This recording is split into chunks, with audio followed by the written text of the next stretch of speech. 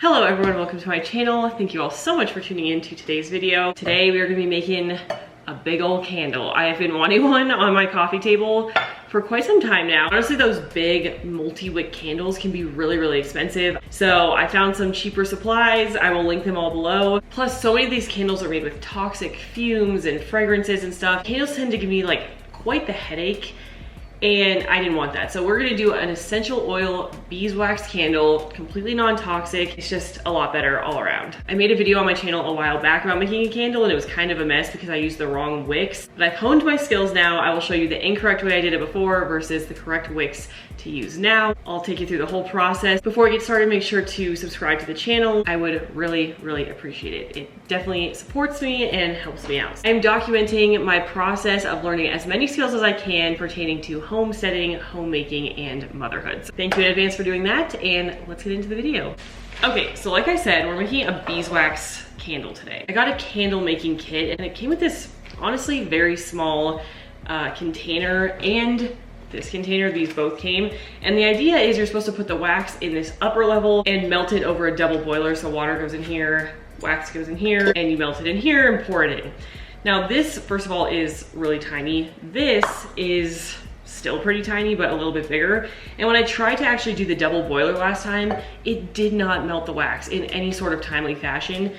I think the reason that they suggest to double boil is just so you don't like burn the wax or something. But I found if you put it over pretty low heat and stir consistently, the wax is just fine. So I actually just put it directly in what was meant for the water, fill it up with just a little bit of wax, get it melted, and slowly add more wax into it to help it melt a little bit easier. All you need for this candle making is your beeswax, the vessel that you're going to make the candle, obviously.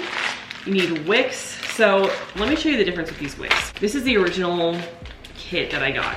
It has these long, kind of white, I don't know, threaded wicks with these little tiny silver bottoms here. Last time when I tried to make the candles, I put these wicks on the bottom, I poured in the wax, and these look like they are put together with wax. So when I put wax in the candle, these separated, and by the end, basically no wicks were still stuck to the bottom. So I got these better, thicker wicks. They're also honestly more aesthetically pleasing. They're these thick wooden wicks. Then it comes with these much better stands. They're much thicker and sturdier. You just take the thick wick and just slide it right into the stand. It's much more sturdy. I can tell that these are not gonna be separated anytime soon, and you can place these around your candle and then clip the wick. So those are the wicks, and then you'll need essential oils. Today we're gonna use a lavender essential oil, and you're gonna use 2 tablespoons for every 4 ounces of beeswax. So for a big candle, it's probably gonna be a lot, so I got this big bottle. We're also gonna use a kitchen scale because we wanna see exactly how many ounces of beeswax we're using to know how many essential oils to use. Now, like I said, we don't wanna fill it all the way to the top yet. We wanna put just a little bit in, melt it, and then it's easier for the other beeswax to melt once you add it. So I'm gonna put this on the burner and start getting it melted. I just put it directly on my stove. I just use oven mitts once I try to take it off or stir it or anything. So let's get out our oven mitts. All right, I put it on medium heat to start with just to get it going, but we gotta start stirring. And you want something that really you don't care if there's beeswax on, so I'm just using a plastic fork to help, sorry, this is a knife, a plastic knife to help stir it up. And let me move the beeswax over here so I can start adding some more. All right, while that's melting, we are going to get our candle set up. So we're gonna put our vessel on our kitchen scale, and then I'm gonna get some of these wicks ready. I think I'm gonna make it like a maybe 5 wick candle. Let's just get some of these assembled and lay them out, and we'll see how many we would like for this size of candle.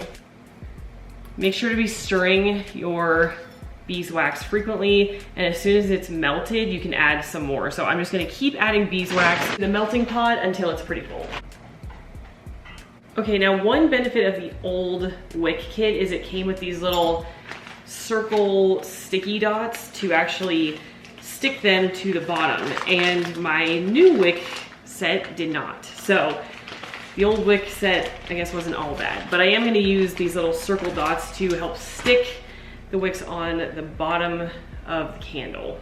I think I'm gonna do a 5 wick candle, but really, since this is homemade, like, it's it doesn't matter if it's perfect, you know, but I'm gonna try my darndest to get this right in the middle and looking as perfect as I can. So I'm gonna start with the middle wick. Pretty good. Actually, should I just do 3? Maybe I should just do 1, 2, 3. Okay, change of plans. I'm gonna do 3 wicks because I don't think this is big enough to warrant 5.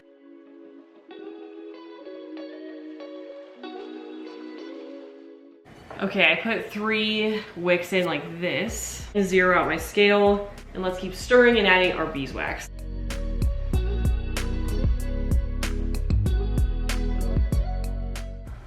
Okay, so I've kept melting and adding and melting and adding the beeswax, and this is what it's looking like right now. So after this, I will add it to the candle. Here is what the candle wicks look like, the spacing, and I'm hoping it burns pretty well. Just try to make sure they're as even as you can get them. Okay, we're getting very close to pouring time, so I'm gonna prep my essential oils. Just get a teaspoon out. We have our kitchen scale on, so we are going to pour it in, see how many ounces, and determine how many teaspoons of essential oils we need. The beeswax is all melted. Let's do this thing.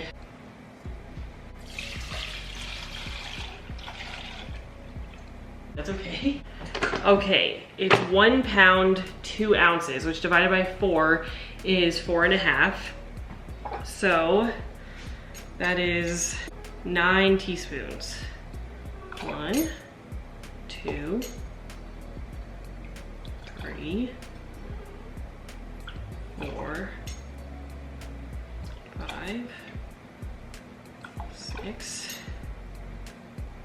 7, 8, 9. Wow, that smells real strong. But it'll be good when it burns, because last time, honestly, that I made a candle, I read somewhere it was like 10 drops or something for, I don't know, it was like way too little. When I burned the candle, it just smelled like nothing. So this candle will actually have some scent when it's burned, and it'll be great.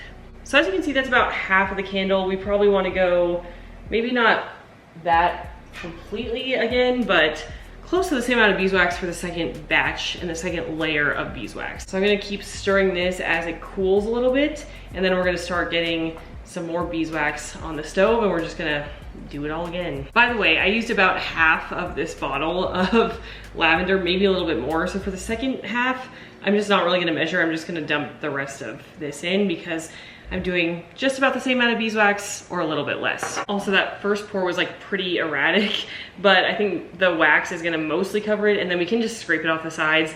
So don't worry if your pour is not exactly perfect. The second batch of beeswax is ready to go. So let's get to pouring.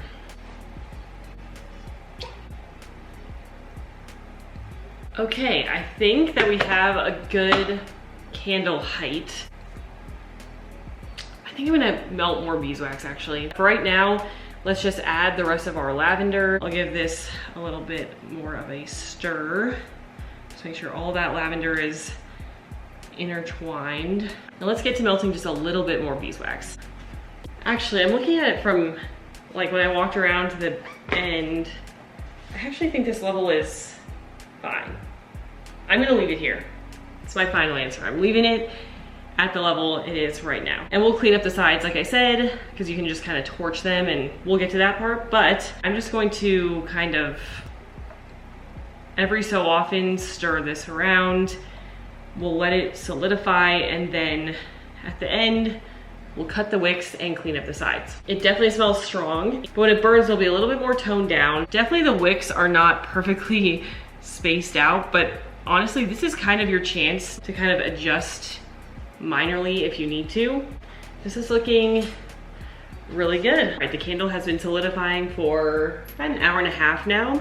So I'm going to cut the wicks. I have this nice wick cutter that came in a candle making kit. Again, I'll link it below, but I'm just going to snip those pretty short, I would say.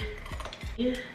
And then I've heard it's best to let the candle fully dry and cure for about 24 hours before, because it is a really thick candle. You want it to be fully solid before you light it. So I'm gonna let this sit until tomorrow, and then I'll melt off the sides and we can light it.